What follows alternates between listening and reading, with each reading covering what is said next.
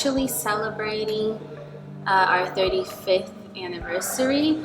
PAMM has been here in this location since 2013, but prior to that we were the Miami Art Museum, and prior to that we were the Center for Fine Arts.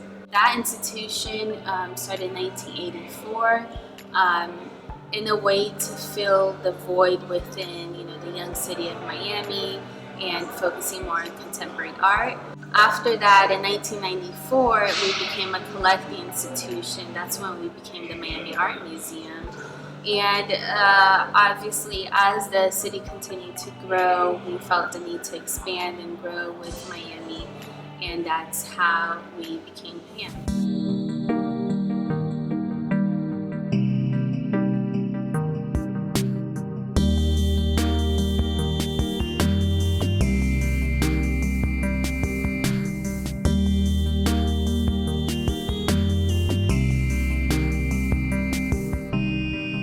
The museum is situated in a really interesting place in Miami. We're right in downtown.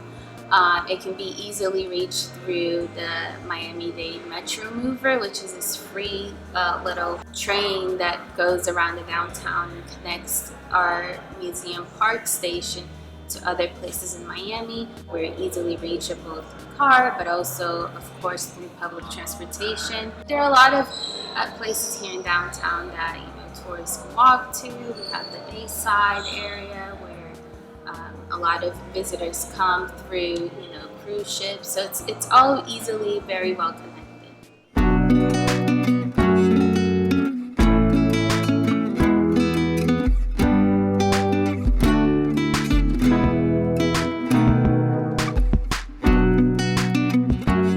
As a curator and here at PAMM, we're always striving to showcase the best international, national, modern, and contemporary art, but with a relevancy to our community.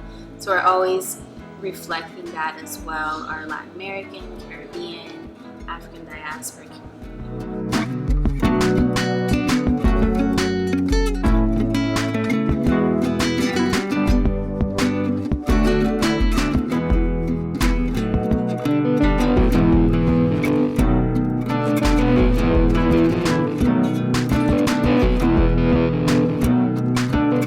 The exhibition is serving as a great opportunity for us to engage with our community, not only through art, obviously, but through the sport as well. Franklin Sermons, the main curator of this exhibition, our director here at PAMM, has been working with this theme of soccer and art and the connection between sport and art for quite a few years. And he was mainly interested in bringing that at a time that coincides with the World Cup. And the opportunity that it serves to us is to not only really showcase amazing, really excellent artists that are really renowned in the art world, but also to bring up topics within soccer that we see. For example, not only the celebratory part of soccer, of people coming together to celebrate, to cheer, but also there are a lot of works in the exhibition that bring really interesting topics that you wouldn't really think you would find within soccer and art, such as politics, social issues, gender within soccer. So it's really been a great opportunity to expose a variety of themes within this exhibition.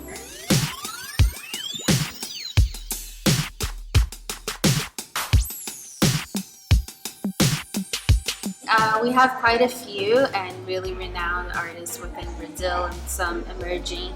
Of course, Vic Muniz, which is a renowned Brazilian artist, that in an area where we have, I like to say it's a little Pele corner, where we have works by two different artists, Vic Muniz and Andy Warhol, that portray images of Pele in different times. And this is huge, amazing portrait of Pele from the magazine series that Vic Muniz did with collage of different magazines.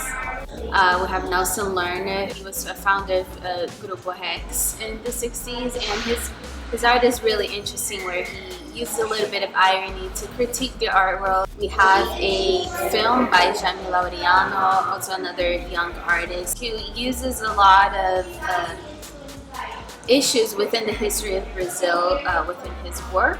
There's a video called Morte Súbita, Sudden Death, where he is looking at the history of the dictatorship regime in Brazil and looking at how the regime in the 70s used the success of the World Cup to maybe, distract of what was actually happening. We have Paulo Nazaré, really interesting artist.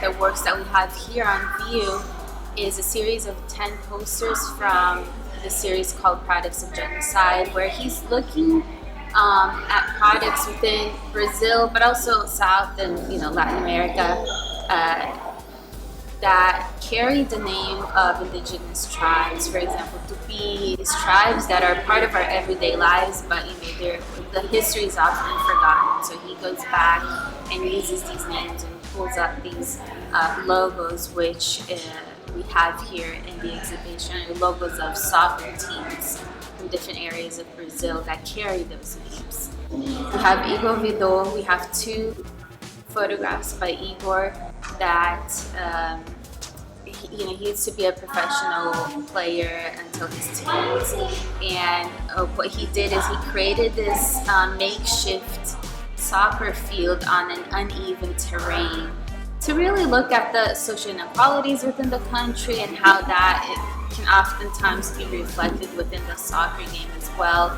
And being a professional player, playing at pristine and perfect conditioned fields, and looking at not so perfect conditioned fields. So he's interested in looking at that, the person that doesn't have that means to the better field is still making it happen anywhere. It doesn't matter.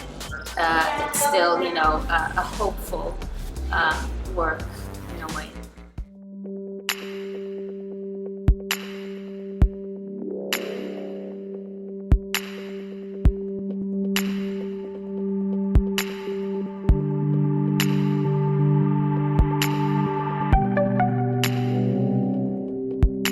The public can expect really great art, of course, first and foremost, and art that covers an array of topics. So not only can they expect to come to this exhibition and be enveloped in this thematic that they might be passionate about. If they are interested in soccer, of course, I think they will love it, but it'll be an opportunity to also be exposed to really great art and topics within art and soccer that overlap in a way. This exhibition here in Miami, I feel it's a perfect opportunity, or Miami is a perfect space for this type of exhibition. Not only because we have, a lot of soccer fans here in the city, but here in the museum we tend to, all of our programming, exhibitions and public programs, education programs, we like to reflect our community, and our community is so diverse, and in a way we're doing that as well, not only through the diversity of artists and nationalities of artists within the exhibition, but also the topics as well. And Miami, we have a huge Latin American, Caribbean community, and a lot of artists in the exhibition reflect that, those nationalities as well. But also, in Miami, looking at the soccer history in the U.S.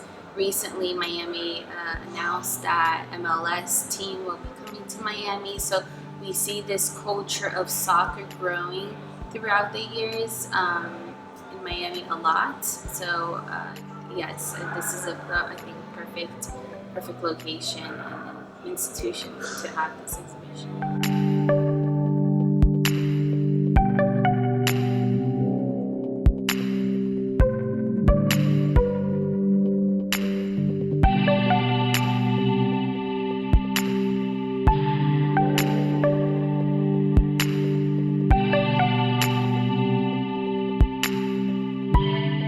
Yes, public programs are very important to the museum. We actually have 2 free days here, and we try to, create a lot of programming around those 2 days to engage with the community as much as possible. Our first free day of the month is every first Thursday, and we have every second Saturday, which is our family day, and there are a lot of activities during second Saturday. But going back to first Thursday, we have a program that's called Made at PAMM, and we have a lot of activities for children, but also the parents and the families to come as well.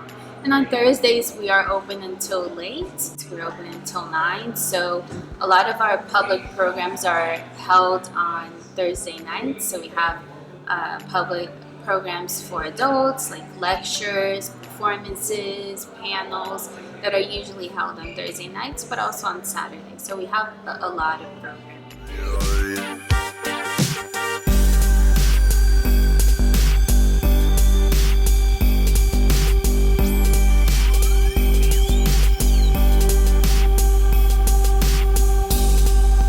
I'd like to invite everyone to come to the museum, not only to see this amazing exhibition that we have up now, which is the World's Game, Football and Contemporary Art, but we have 15 gallery spaces, so we have a lot of other exhibitions that I'm sure everyone will find interesting.